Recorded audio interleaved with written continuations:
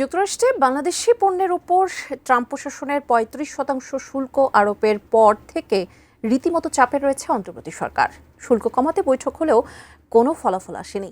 এমন অবস্থায় যুক্তরাষ্ট্রে গেছেন বাণিজ্য উপদেষ্টা শেখ বশিরউদ্দিন। সেখানে ট্রাম্পকে খুশি করতে প্যাকেজ প্রস্তাব দেওয়ার কথা রয়েছে। বিস্তারিত সহকর্মী শাহাদাত রিফাতের রিপোর্টে। গণ অভ্যুত্থানের পর থেকে নানা সংকটে ভুগছে বাংলাদেশ।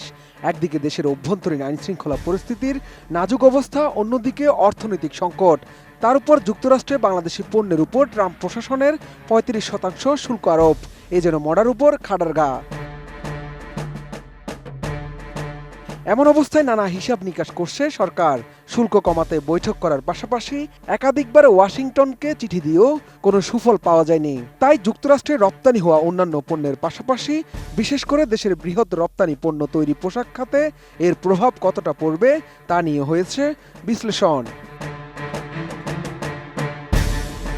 সব মিলিয়ে যুক্তরাষ্ট্রের শুল্ক আরোপে বেশ চাপে পড়বে বাংলাদেশ।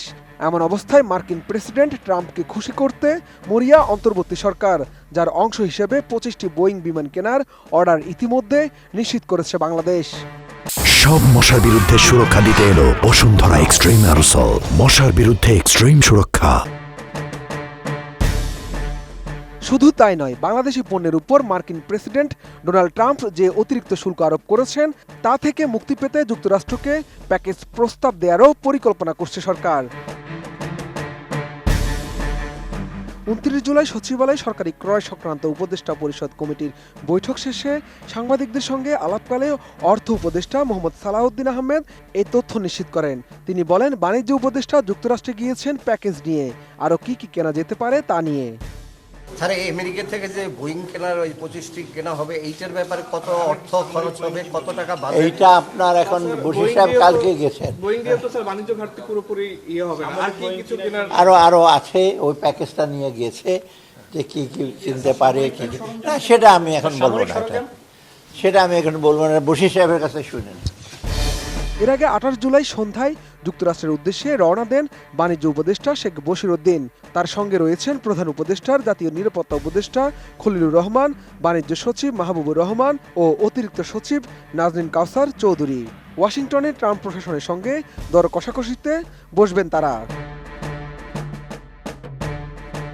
জানা গেছে, যুক্তরাষ্ট্রের আরোপ করা 35% শুল্কের হাত থেকে রেহাই পেতে এরই মধ্যে দেশটির 626টি পণ্যে শুল্ক ছাড়ের ঘোষণা দিয়েছে বাংলাদেশ। যুক্তরাষ্ট্রের সঙ্গে বাণিজ্য ঘাটতি কমিয়ে আনতে টিসিবির গম ও সয়াবিন তেল কেনার সিদ্ধান্ত নিয়েছে অন্তর্বর্তী সরকার। এছাড়া যুক্তরাষ্ট্র থেকে বেসরকারি খাতে তুলা আমদানি বাড়ানোর উদ্যোগ নেওয়া হয়েছে। বাংলাদেশের পক্ষ থেকে ঘোষণাও দেওয়া হয়েছে মার্কিন উড়োজাহাজ নির্মাতা প্রতিষ্ঠান বোয়িং এর কাছ থেকে 25টি উড়োজাহাজ কেনার। শাহাদাত রিফাত, এটিএন নিউজ, ঢাকা।